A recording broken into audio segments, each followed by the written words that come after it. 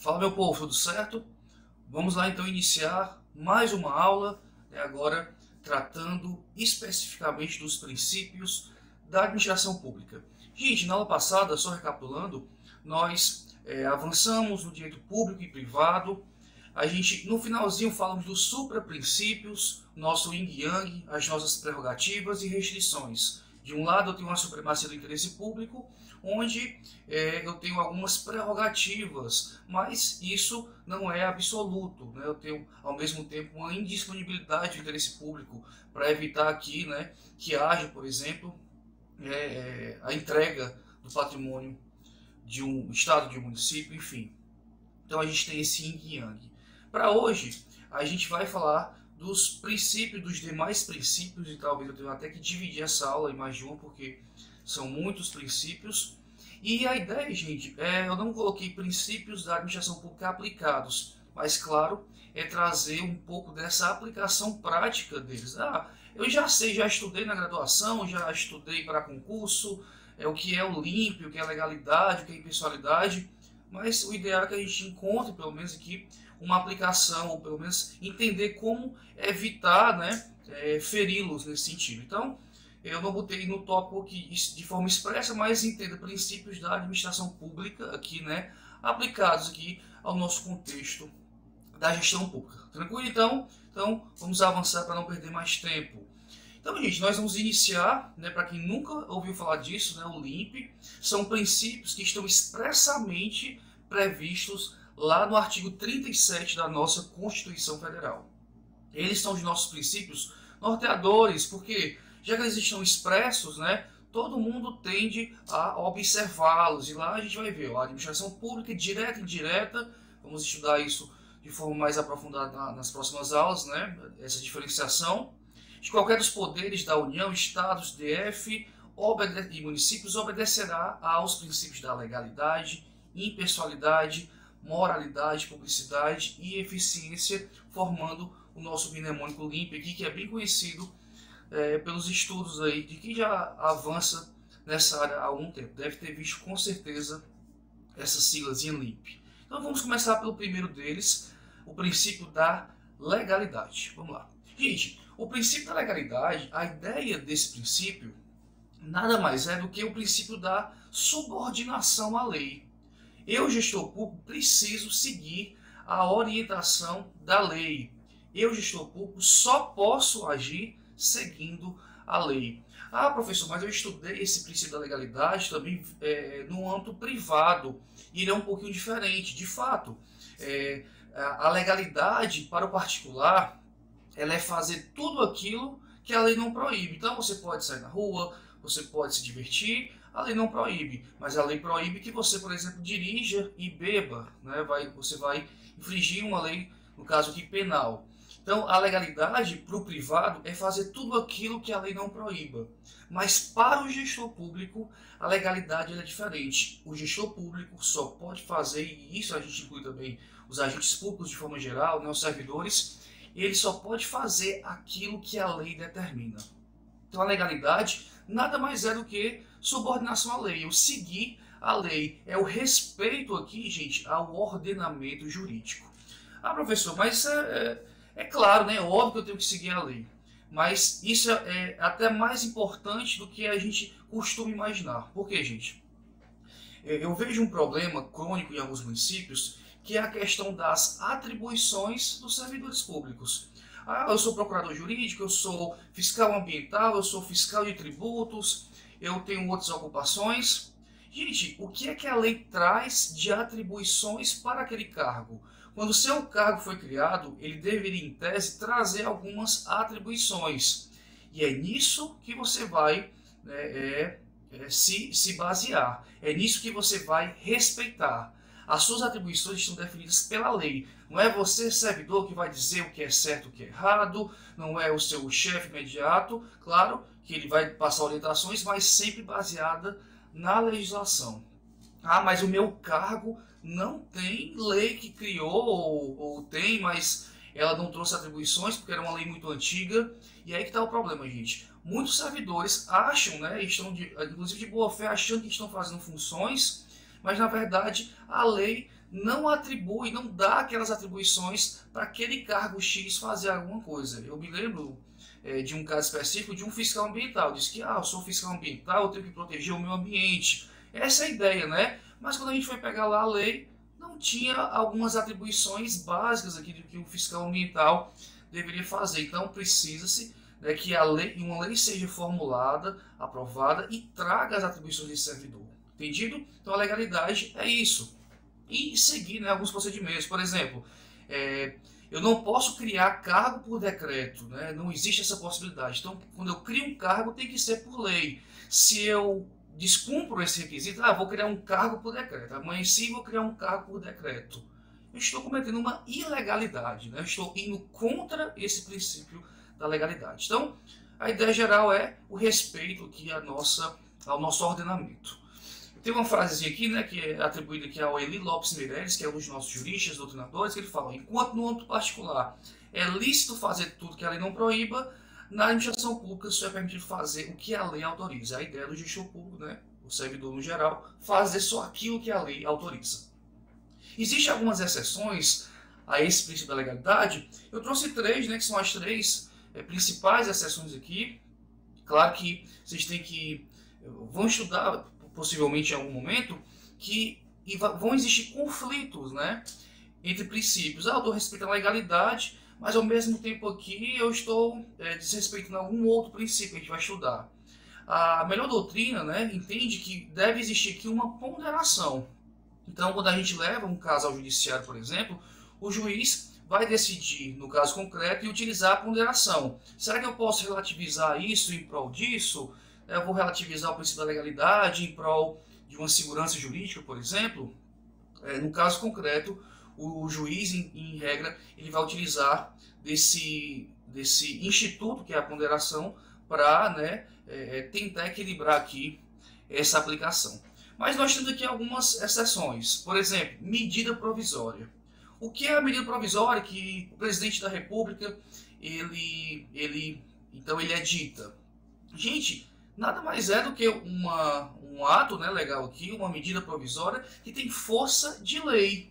Então, o presidente da República está com urgência em alguma matéria específica e ele precisa de uma lei que tenha validade imediata. Não dá tempo eu passar para o legislativo, passar por toda uma discussão e ser aprovada. Vai demorar muito. Então, se for algo, né, que demanda uma urgência, ele mesmo pode ditar o que a gente chama de MP, essa medida provisória, e vai haver, claro, uma averiguação no legislativo, mas vai ser uma averiguação posterior. Primeiro, a medida entra em validade, entra dentro do ordenamento, né, com força de lei, e aí depois ela vai ser apreciada, ratificada ou não pelo legislativo. Então isso é uma ideia também de excepcionalidade, tá? Não é sempre para todas as matérias, e aqui a gente não vai entrar no tema de direito constitucional, que é onde a gente estuda isso mais aprofundado, mas vale a pena, né, quem tiver dúvidas nesse sentido, aprofundar nessa área. Temos também o estado de defesa e o estado de sítio, né, a questão de guerras, ou mesmo um estado de calamidade aqui também. Algumas vezes esse princípio da legalidade ele vai ser relativizado. Tranquilo? Então, gente, o princípio da legalidade aqui trouxe alguns exemplos práticos, né? Professor, o nosso trouxe um exemplo direto aqui para a administração pública municipal, né? Que essa que é a mais carente. Eu vou trazer mais um caso interessante para vocês. Percebam, gente, que até a remuneração do servidor ela precisa ser colocada em lei. Existe um inciso no artigo 37 da Constituição que fala que ao servidor público devido, né, o reajuste, a recomposição salarial anual. Mas se o prefeito não manda aquele projeto de lei com aquele reajuste, com aquela recomposição, o salário do servidor ele vai perdendo o poder de compra, porque ele vai sendo, né, ele vai, como a gente diz aqui no popular, vai perder para a inflação, vai estar comendo, né, pela inflação. Mas qual é a ideia? Eu ganho, por exemplo, R$ 1.500, é acima do salário mínimo atual. O prefeito reajustou todo mundo que tinha um salário mínimo, né, porque todo ano o salário reajusta meio que automaticamente já. Então eu vou aqui editar uma lei e vou reajustar quem ganha o mínimo. Mas eu esqueço de reajustar aquele servidor que ganha um pouco mais que o mínimo. Daqui uns 2, 3 anos, esse cara que ganhava 1.500, que ganhava mais, ele vai ganhar o mesmo salário mínimo. Então há um problema aqui, não sei se por falta de assessoria ou se há, às vezes, uma má fé, mas há muitos gestores que não fazem essa recomposição salarial dos servidores. Outro exemplo, plano de carreiras, que seria excelente, vamos tentar trazer aqui, falar um pouquinho sobre isso na última aula, né? No tema servidores públicos, como administrá-los, algumas ideias como é o PCC, o plano de carreira. Mas eu posso aplicar o salário do professor que está lá no plano de carreiras a um agente administrativo? Não posso, né, gente? Princípio da legalidade. O gestor só pode fazer aquilo que a lei autoriza. Então, não posso trazer o salário de um professor e aplicá-lo ao agente administrativo. Para que esse agente administrativo tenha um salário maior, eu preciso passar por um projeto de lei aprovado e aí sim ter esse salário, né, um pouco mais alto, vamos dizer assim. Mas acho que agora sim fechamos o princípio da legalidade com esses pontos mais polêmicos, né, mas que tem uma aplicação prática para vocês que estão se especializando. Então vamos lá. O princípio da impessoalidade, nosso I do LIMP. Gente, esse princípio, para quem estuda para concurso também, talvez seja um dos que mais cai em prova. Ele é muito importante, né? Porque ele tem algumas aplicabilidades, né, algumas vertentes, vamos dizer assim, interessantes. O que é a impessoalidade? Gente, aqui a gente tem que, quando a gente respeita a impessoalidade, eu vedo aqui discriminações, eu vedo aqui que haja favorecimentos indevidos. Então, o que é impessoalidade? É tratar todos com isonomia, é não buscar o interesse pessoal, é buscar o interesse público, vedar favorecimentos, vedar discriminações. Nós temos aqui algumas vertentes interessantes, né? E vou trazer mais uma quarta aqui que já mistura com moralidade, mas, por exemplo, eu tenho que tratar todos de forma impessoal, isonômica. Ah, chegou a mãe do prefeito, eu vou tratar ela com a maior cordialidade do mundo e vai chegar uma pessoa comum do povo e vou tratar que nem um lixo. Isso é errado, gente, né? Isso fere a impessoalidade. Então, todo mundo deve tratar aqui todos com impessoalidade, sem favorecimento, sem discriminações. Claro que a cordialidade, né, manter toda essa cortesia, vamos dizer assim, ela é importante, né, até para que a gente haja com ética no serviço público, mas para todos, né, não só para determinadas pessoas.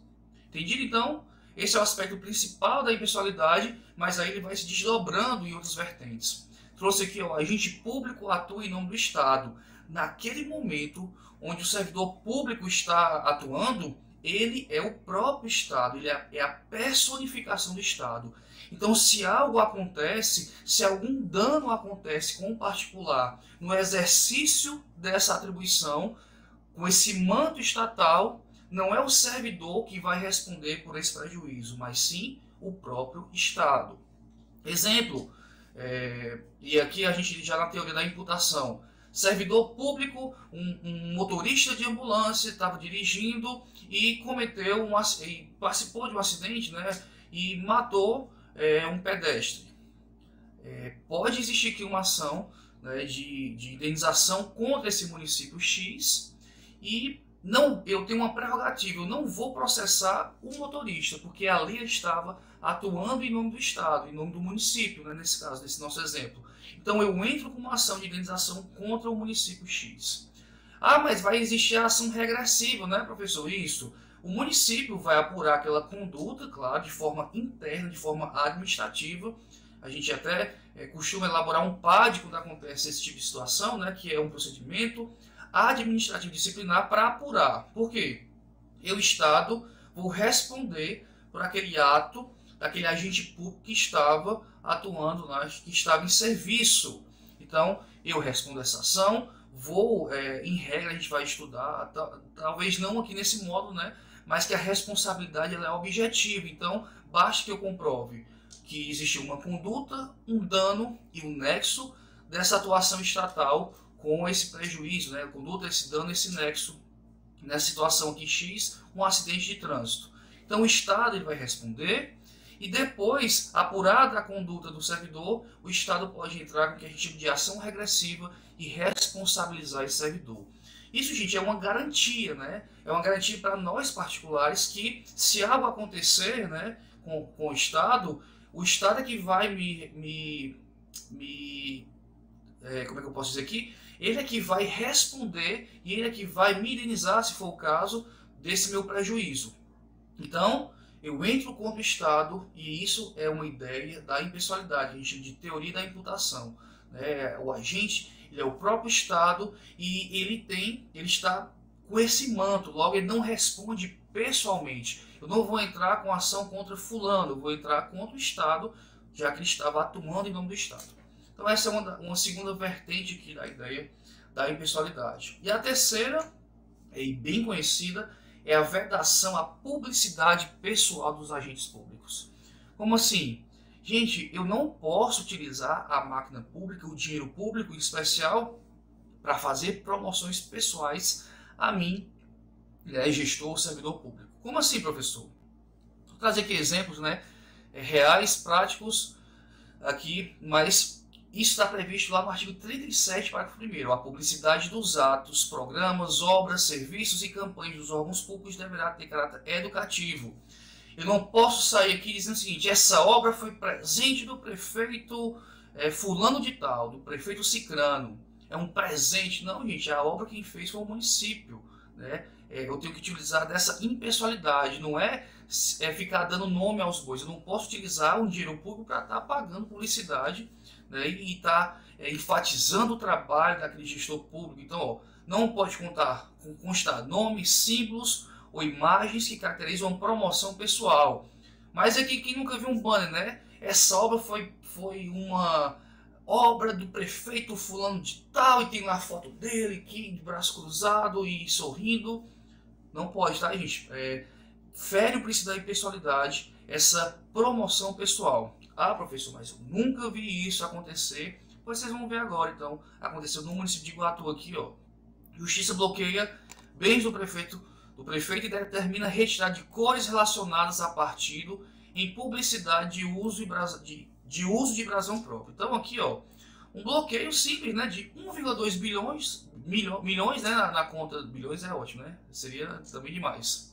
Aí já entra na razoabilidade e proporcionalidade. Mas o valor de 1,2 milhão aqui foi bloqueado, por quê? Porque o prefeito ele utilizava uma cor de campanha, no caso aqui laranja e amarelo, né, tem aqui na notícia, e depois que ele ganhou, ele pintou todos os prédios com a cor que representava ele. O que é isso, gente?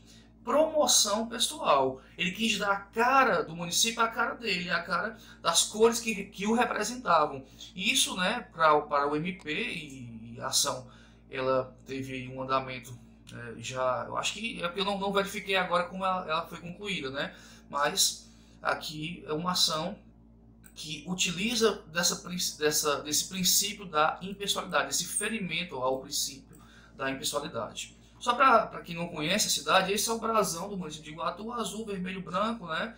Temos umas corzinhas aí ainda por dentro, se pudesse esticar muito verde.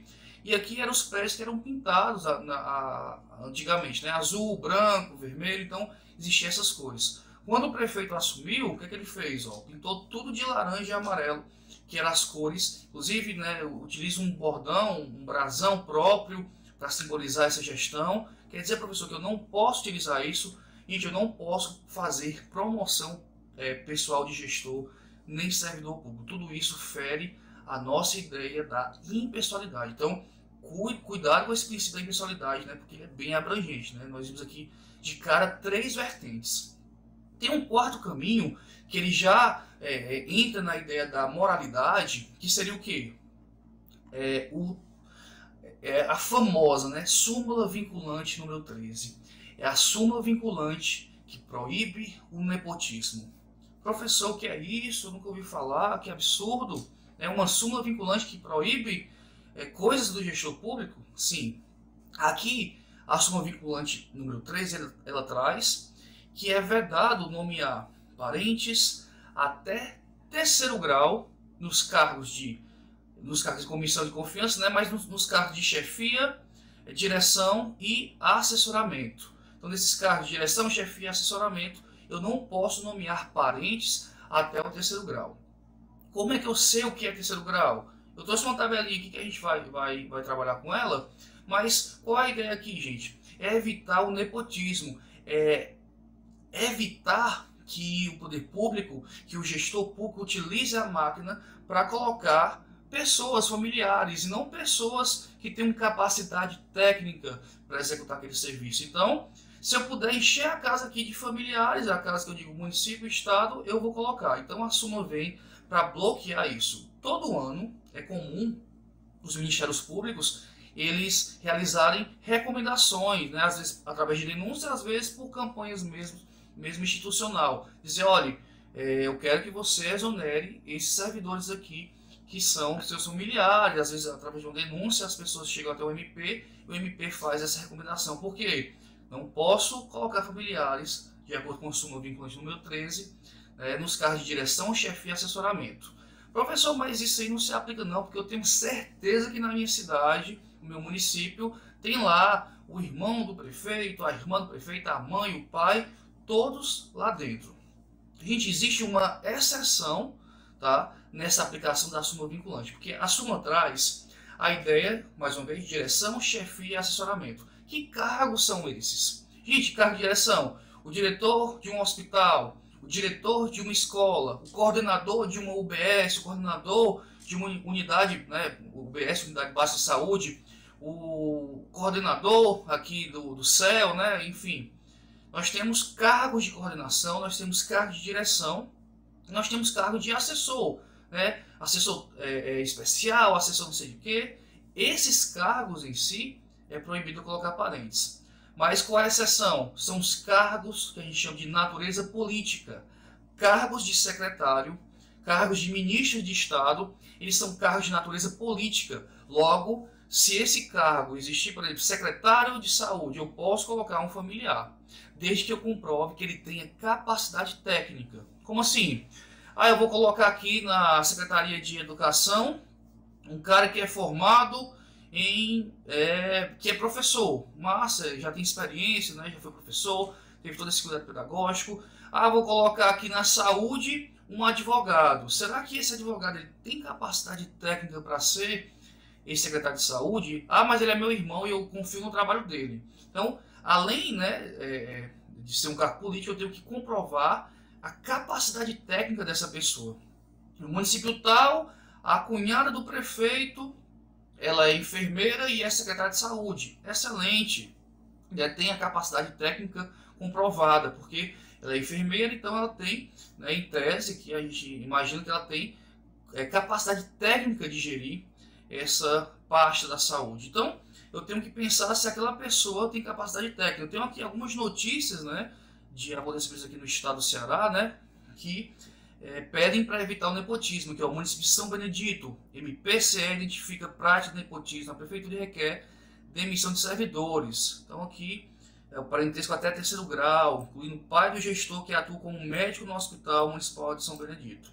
Então nesses cargos de direção, chefia e assessoramento eu não posso colocar esses servidores, esses cargos de comissão, né, porque aqui é vedado pela súmula vinculante número 13. A gente tem que respeitar essa ideia aqui. E aqui, ó, MP, e aqui foi em Aurora. MPCE cobra exoneração de chefe de gabinete de prefeitura por ausência de qualificação. Então, ó, aqui a ausência de qualificação técnica, além de indícios de favorecimento do agente público. Então, o cara não tinha capacidade técnica de estar lá. É difícil, né, gente? Como é que eu posso colocar o cara para ser secretário de obras se o cara não tem uma formação técnica? Às vezes tem só o ensino médio. Um secretário é um cargo importante, né? Vai ser o titular da pasta, vai ser um cargo político, né? Ele está excepcionado aqui dentro da súmula vinculante do nepotismo, mas eu preciso respeitar pelo menos essa qualificação técnica. Lembram que há muitos anos atrás o governador então Cid Gomes nomeou o Ciro Gomes como secretário de saúde do estado do Ceará. Mas o Ciro, né, além de ter uma formação técnica como no direito, ele já foi prefeito e já foi governador. Então ele tem de sobra, além de ter sido ministro, né, ele tem então uma capacidade técnica comprovada aqui, que ele pode ser, se ele já foi prefeito, se ele já foi governador, por que não ser secretário de saúde, né? Que em tese seria menos atribuições do que ele já teve. Então, ele consegue comprovar a capacidade técnica aqui, existe essa exceção aqui na impessoalidade. Mas o que é cargo até terceiro grau? Que eu ainda não entendi isso. Ó. Eu trouxe essa tabelinha, gente, vamos imaginar aqui, ó, que aqui é o servidor, ou agente público ou gestor público. Para eu chegar até o terceiro grau, por exemplo, irmão, para chegar no meu irmão eu tenho que subir aqui até meus pais viram aqui o primeiro grau, e eu chego então na irmã, no irmão, segundo grau. Sobrinho, que é o filho dessa minha irmã, né, seria sobrinho. Então até o sobrinho aqui eu não posso nomear os cargos de direção, chefe e assessoramento. Sobrinho neto já é quarto grau, já tá ok aqui, ó. Tio, pode? Vamos lá, para chegar até o tio, eu tenho que ir para os meus pais, né? Aí eu subo aqui para o meu avô, né, que é segundo grau, para chegar no meu tio, terceiro grau. Então, primo já é quarto grau, primo pode. Então, primo, quarto grau, tranquilo. Pais, primeiro grau, avô, segundo grau, filho, primeiro grau, neto, segundo grau, e aí a gente vai ter nessa tabela. Só que vocês têm que enxergar isso como um espelho para o seu companheiro, seu esposo, sua esposa, né? Vamos imaginar que você é prefeito, então todo o parentesco do seu marido, aqui ele vai ter aqui essa natureza reflexa aqui, tá? Então vão ser parentes por afinidade. Então o seu cunhado é como se fosse aqui, né? O seu irmão, então segundo grau. O seu sogro, né? Vai ser aqui também primeiro grau. Então tudo isso, gente, conta também, tá? Para o seu esposo ou sua esposa, se você for gestor, enfim. Tranquilo? Então, o princípio da impessoalidade aqui importante, né? Isso aqui vai ficar lá no material complementar de vocês. Espero que vocês estudem e aprofundem isso. Então, impessoalidade aqui, né? Perdemos não, né? Ganhamos um bom tempo passando por ele, porque de fato tem vários pontos. E aí, gente, quando a gente fala em súmula vinculante 13, muita gente atribui também a quebra não só da impessoalidade, mas a quebra da moralidade. Tá tudo bem, né? Ah, eu vi uma questão de prova que a súmula vinculante 13 fere a moralidade. Realmente, fere a moralidade. Não há problema de uma conduta ferir dois ou mais princípios, né? Não existe essa não possibilidade. Às vezes uma conduta é tão bizarra que ela fere muitos princípios. Então, isso fere tanto a impessoalidade como fere também a moralidade. Mas o que é que seria essa moralidade? É aquela moral social, eu não posso beber, não posso utilizar um brinco, né? Não posso utilizar tatuagem, é imoral isso. Não é essa moral que a gente busca aqui dentro dessa ideia dos princípios da administração pública. A gente pensa na moralidade jurídica, não na moral social. Use brinco, né? Não tem problema usar um brinco, mas não desvie recursos, né? A ideia dessa moralidade aqui é você agir com boa fé, você agir, né, com honestidade. Então, moralidade está associada diretamente à probidade. Então, todas essas condutas probas, honestas, são condutas que você deve ter ao estar, né, trabalhando com o poder público. Então, antes você ter uma tatuagem, zero problema aqui na moralidade jurídica, né? Mas não desvie recursos. Ah, professor, mas às vezes essa moral social que o senhor está falando aí, essa moral, ela pode ser um problema e pode levar a uma demissão ou a uma suspensão. E realmente, gente, algumas condutas elas vão ser vedadas, mas não a nível aqui, né, de uma improbidade administrativa, mas a nível interno. O servidor, já vi um caso aqui de um guarda municipal que levou a esposa e dormiu com a esposa dentro da repartição pública. Gente, não fere a moralidade jurídica, mas ele atentou lá dentro do Estatuto dos Servidores Públicos, né, ele cometeu uma falta, né, na sua atuação. Então, apesar de não ferir essa moralidade, foi um caso da moralidade social aqui que interferiu no seu trabalho, certo? Mas quando a gente fala de moralidade aqui é honestidade, boa fé, não desvie recursos públicos, né? Não utilize a máquina pública como um caça-níquel ou como algo que vai prejudicar a população. Me dê exemplos aqui, professor, então, de quebra dessa moralidade jurídica. Gente, qualquer ato de improbidade, nós temos inclusive uma lei própria que fala da improbidade administrativa, vai ferir necessariamente essa moralidade, certo? Olha só, vamos aqui a alguns exemplos reais e práticos, né, já que é o nosso aqui princípio aplicado. Operação do MPCE prende vereador de Beberi por suspeita de rachadinha. O que é a rachadinha aqui, gente, nesse sentido aqui da palavra? É você contratar, eu sou gestor público, vou nomear fulano de tal, vou botar aqui um aluno que eu sei que está fazendo a nossa pós, vou colocar aqui Horácio, nosso grande aluno aqui, formado em Direito. Horácio, você vai ganhar R$6.000 aqui no meu município, no município que eu sou gestor. Mas R$3.000 você tem que me devolver. Devolver? Eu vou lhe nomear nesse cargo, mas você vai dividir esse dinheiro comigo. Gente, isso fere a moralidade, né? Além de você estar cometendo... talvez aqui um dos exemplos mais claros, né, de ferir a moralidade jurídica. Você bota o cara naquele cargo porque ele é competente, então eu não posso exigir que ele me dê dinheiro, né? Ele não tem esse compromisso comigo. Então a rachadinha, além de provavelmente, eu não me recordo agora, o tipo penal, né, um crime, será que é um crime isso aqui? Acredito que sim, né? Mas dentro do âmbito da administração pública que ela fere a moralidade. Aqui, ó, MPCE recomenda que a prefeitura se abstenha de contrair empréstimo de 13 milhões por não especificar a destinação dos recursos, que aconteceu em Oroz. Então eu vou fazer um empréstimo à Câmara Municipal, me autorize aí, por favor, ao pegar 15 milhões, 13 milhões de empréstimo aqui para fazer obras no município. Tá, mas o que o senhor vai fazer? A Câmara ela tem a obrigação de dar um cheque em branco para esse gestor público? Gente, não é nossa casa que a gente está administrando, que a gente não tem que dar satisfação aqui. É dinheiro público, a população precisa saber o que você vai fazer. Então, quando você pega um empréstimo e você não especifica, você quebra a moralidade, né? Falta aqui a honestidade, a boa-fé de demonstrar como você vai utilizar esses recursos, né? Não é difícil explicar. Se você quer utilizar esse dinheiro para o bem do povo, então por que não explicar? Por que não ser transparente nesse sentido? Então, mais um exemplo aqui da moralidade. Aqui, ó. MPCE, Tabuleiro do Norte, ação de justiça por atos de improbidade da Secretaria de Educação e professor por lesão aos cofres públicos. Então, gente, você desviar recursos, claro, vai cair aqui dentro da moralidade, você vai provavelmente responder por um ato de improbidade. A própria Constituição, aqui ela traz no 37, parágrafo 4º, o que é que seria, né, essa improbidade, né, quais são os efeitos, melhor dizendo, dessa improbidade. Ó, suspensão dos direitos políticos, a perda da função pública, a indisponibilidade dos bens e o ressarcimento ao erário quando você cometer esse prejuízo, né? Se causar um prejuízo, você vai ressarcir. Além de ter a indisponibilidade dos seus bens e possivelmente a suspensão dos direitos políticos e a perda da função pública. Então tudo isso são as penalidades aqui da Lei de Improbidade Administrativa que vão trazer aqui, né, vai na Lei 8429/92, que foi atualizada em 2021, ela vai ter aqui então outras formas aqui de explicar melhor como essas penas serão, quando e quais situações elas irão acontecer. Outro exemplo aqui, ó, filho de prefeito continua foragido.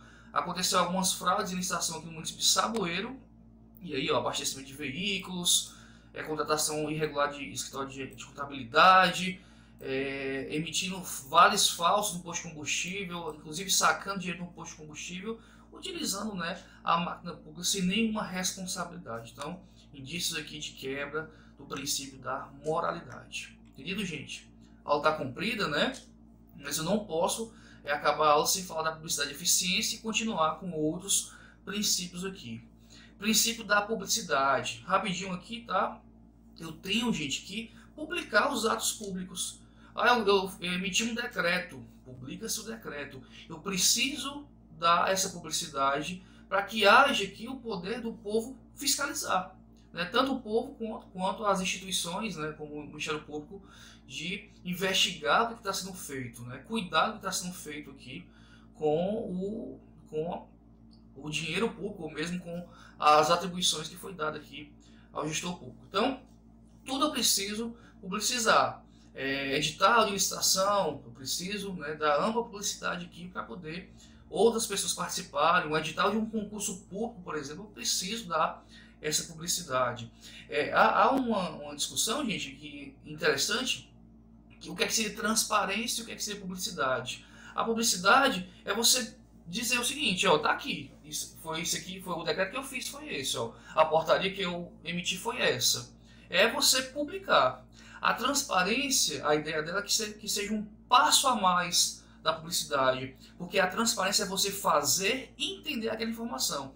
Eu lembro que na época do Covid, né, das nossas restrições aqui, existiam muitos dados sendo publicados e colocados nos portais dos municípios. Tantas pessoas, enfim, eram dados, muitos dados, né, de muitas pessoas, eram muitas informações, e nem sempre uma pessoa que conseguisse abrir esse portal iria entender. O que seria a transparência? É fazer com que aquela informação ela seja palatável, que eu consiga demonstrar como ela vai ser de fato aplicada. Então, alguns municípios até utilizavam o Instagram com os gráficos mais bem elaborados, né, com umas fotinhas mais bonitinhas.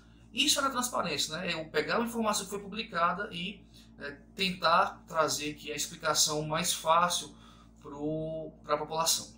Beleza, então, aqui um exemplo de quebra da publicidade, né? Também aqui, sempre trazendo exemplos aqui da nossa gestão pública, né, gente? É o Crato e Pool, MPCF firma acordo para garantir transparência de dados previdenciários dos servidores municipais. Então, colocar aqui, né, as informações de servidores nos portais, que atualizar. Tem gente que, né, a gente tem um portal de transparência, então eu posso saber o salário de qualquer pessoa que eu digo, né, de qualquer servidor público, mas às vezes o município atrasa um pouco, por displicência mesmo, não está atualizando aquele portal, e vem o MP aqui e cobra, né, faz um acordo para que haja essa publicidade, para não esquecer dessa publicidade, porque às vezes, né, tá lá sendo ocultada uma gratificação que ninguém entende, e aí o vereador precisa ter acesso a isso, né, para fiscalizar. Por que você está dando essa gratificação para essa pessoa? Cadê a portaria? Por que você deu? Então, tudo isso, né, serve para ajudar a fiscalização. Por último, gente, aqui do nosso link, né, o princípio da eficiência. A eficiência ela só foi adicionada com o princípio expresso em 98, ou seja, 10 anos após a Constituição Federal, que nasceu em 1988. Então a ideia da eficiência, e a gente vai conversar sobre isso um pouco mais na aula de agências reguladoras, a eficiência foi uma forma de trazer algo do particular para dentro da administração pública que não estava sendo visto, ou apesar de haver a necessidade de ter eficiência, eu precisei enfatizá-la na Constituição para que isso ficasse mais evidenciada, né? Então, é você trabalhar mais, trazer perfeição, presteza, fazer mais com menos, né? Eu tenho aqui 10 servidores que fazem 10 relatórios por mês. Vamos ser mais eficientes, gente, vamos fazer 20 relatórios. Então, eu estou utilizando o mesmo número de servidores, mas estou utilizando eles com mais eficiência. Isso é um exemplo, tá? A gente tem, às vezes, até conceitos dentro da eficiência diferenciados. Professor, eu sei que eficiência e economicidade são duas coisas diferentes. Eficiência seria essa presteza, fazer mais com o que eu já tenho. Economicidade seria o quê? Fazer o mesmo tanto. Imagina aqui uma situação X. Eficiência, eu tenho 10 servidores, faço 10 relatórios. Como eu serei mais eficiente? Fazendo 20 relatórios. Já outra repartição, outro órgão tem 5 servidores que fazem 5 relatórios. E eu vou perder 2 desses servidores, vou ter 3. Gente, vamos tentar manter os 5 relatórios. Isso é economicidade. Eu vou ter menos servidores, mas produzindo a mesma quantidade de relatórios. Enfim, são conceitos que a doutrina traz para diferenciar um pouco cada um, mas a ideia, de fato, é prestar um bom atendimento, né? Ter um rendimento, evitar um desperdício, ter qualidade na atuação pública. E para isso a gente tem aqui, por exemplo, né, a ideia do gov.br, que é para simplificar algumas demandas. Por muito tempo, né, as coisas só funcionavam de maneira física, então vamos digitalizar, né, vamos trazer a assinatura eletrônica, por exemplo, para facilitar os nossos trâmites aqui. A eficiência vem para dar esse up aqui essa fortificação na atuação pública. E a gente vai trazer isso de forma contextualizada, né, com o governo FHC, quando a gente falar um pouco mais das agências reguladoras. Então,